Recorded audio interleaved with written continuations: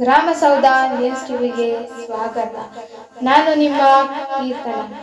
ಕರ್ನಾಟಕ ರಾಜ್ಯದಲ್ಲಿ ಕೆಂಪೇಗೌಡರ 515ನೆಯ ಜಯಂತಿ ಬಹಳ ವಿಜೃಂಭಣೆಯಿಂದ ಆಚರಣೆ. ಕೋಲಾರ ಜಿಲ್ಲೆ ಮಾಲೂರು ತಾಲೂಕಿನಾದ್ಯಂತ ಕಳ್ಳರ ಕೈಚಳಕ.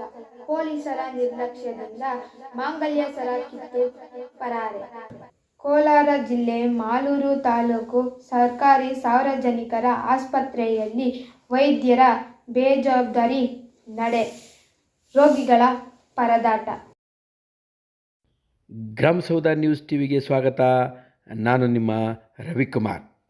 ವೀಕ್ಷಕರೇ, ಬೆಂಗಳೂರು ನವನಿರ್ಮಾಣದ ಕನಸು ಕಂಡು ಅದನ್ನು ನನಸು ಮಾಡಲು ತನ್ನ ಪ್ರಾಣವನ್ನು ಪಣಕ್ಕಿಟ್ಟು ಹೋರಾಡಿದ ಕೆಂಪೇಗೌಡರಿಗೆ 515ನೆಯ ಜಯಂತಿಯನ್ನು ಮಾಲೂರು ತಾಲೂಕಿನ ಶಾಸಕರಾದ ನಂಜೇಗೌಡರು ಹಾಗೂ ರಾಮೇಗೌಡರು ಮತ್ತು ಮಂಜುನಾಥ ಗೌಡರು ಕೋಲಾರ ಸರ್ಕಲ್ನಲ್ಲಿರುವ ಕೆಂಪೇಗೌಡರ ಪ್ರತಿಮೆಗೆ ಮಾಲಾರ್ಪಣೆ ಮಾಡುವುದರ ಮುಖಾಂತರ ಬಹಳ ವಿಜೃಂಭಣೆಯಿಂದ ಆಚರಿಸಲಾಯಿತು.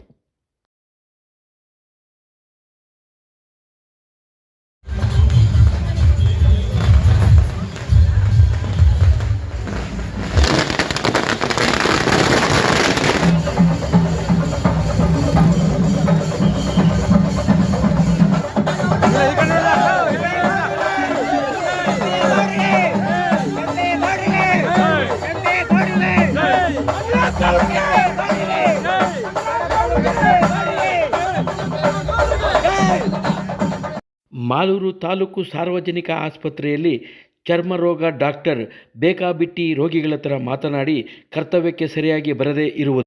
ಮಾಲೂರು ತಾಲೂಕಿನಲ್ಲಿ ಸುಮಾರು 4-5 ತಿಂಗಳುಗಳಿಂದ ಒಂಟಿ ಮಹಿಳೆಯರ ಹತ್ತಿರ ಮಾಂಗಲ್ಯ ಸರಗಳನ್ನು ದೋಚುತ್ತಿದ್ದು ಪೊಲೀಸರು ಸರಿಯಾಗಿ ಕರ್ತವ್ಯ ನಿರ್ವಹಿಸುತ್ತಿಲ್ಲ ಎಂದು ಸಾರ್ವಜನಿಕರು ಆಪಾದಿಸಿದ್ದಾರೆ.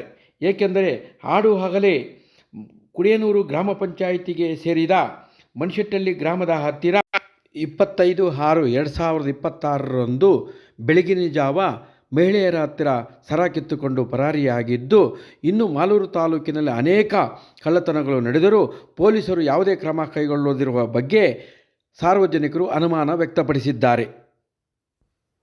ವಂದನೆಗಳು ವೀಕ್ಷಕರೇ.